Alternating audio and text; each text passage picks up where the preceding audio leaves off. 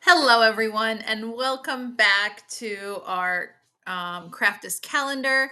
Today is day number 2. You might have been here yesterday when we made paper flowers. Today we are going to make some Christmas cards, but we're going to do those with neurographic art. So for today, you are going to need a piece of watercolor paper, a Sharpie, and watercolor paints. Now, you will need a Sharpie or some other marker that does not interact with water because we're going to be laying down lines before we lay down the water.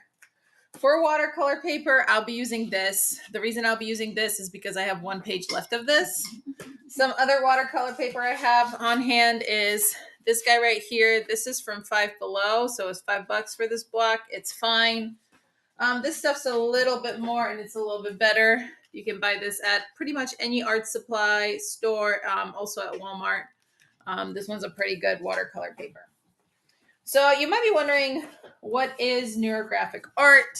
You've probably seen it all over YouTube. I have some samples here. These are hearts. We will not be doing hearts today.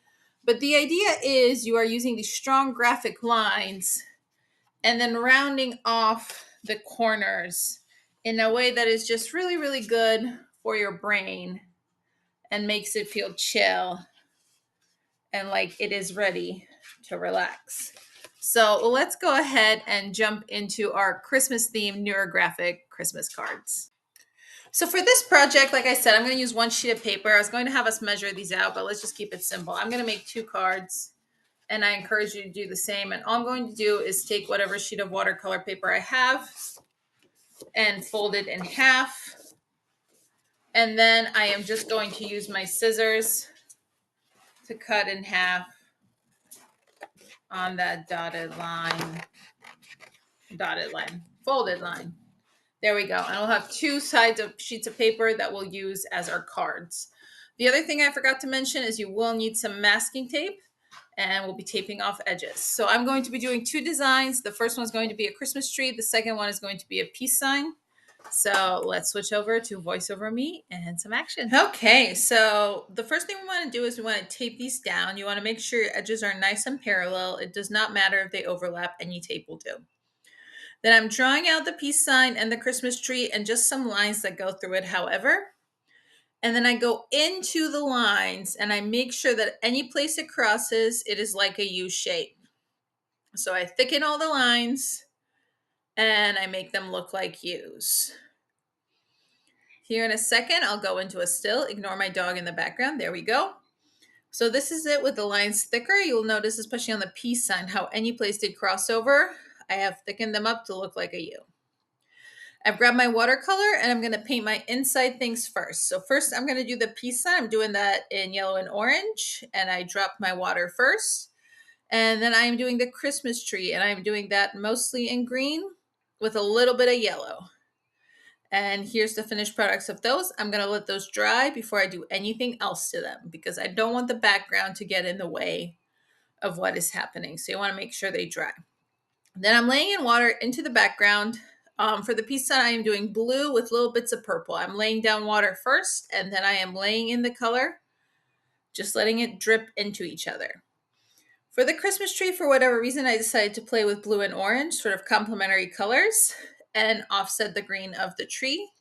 I'm just doing puddles of green and puddles of orange, and occasionally I am letting those 2 things mingle and okay, let's test if it's dry. Let's do. Okay, let's try that again. I'll do a better setup for the next thing, but satisfying paint peel must happen on camera.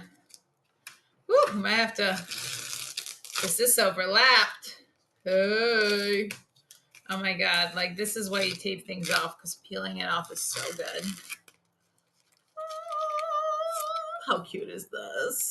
Yes, let's do the other one. Let's finish peeling it off. They're a weird blue and orange combo, but I'm still loving it. Here's this post paint peel. So there you have it, team. Here's how these turned out. Here's our little peace sign card. Opens up like this. I really, really like this one, right? Because it's versatile. You could use it for Christmas, but if you wanted to use it for something else, you could, like peace and love and joy, or peace and something else. You can make the background really tie-dye. But I think this one's really, really fun. And who will I be giving this one to? My yoga instructor. I know. I know. I hear myself. And then this one, I love this little Christmas tree with its weird, like blue and orange complementary color, but I kind of feel like it sets off the green. And you know what? Give me a second. I am actually going to pull a marker into this and do some highlight. Okay, so I grabbed a gold metallic marker, which is not listed in our supplies, but I added a little highlight on the Christmas baubles and to the tree. And I really, really, really love this, like this. So these are the two cards we've made for day 2. You could just make one, whichever one appeals to you more. You could do a snowman, you could do some other creature, but these are really fun neurographic Christmas cards. Thank you so much for watching and joining us. See you tomorrow.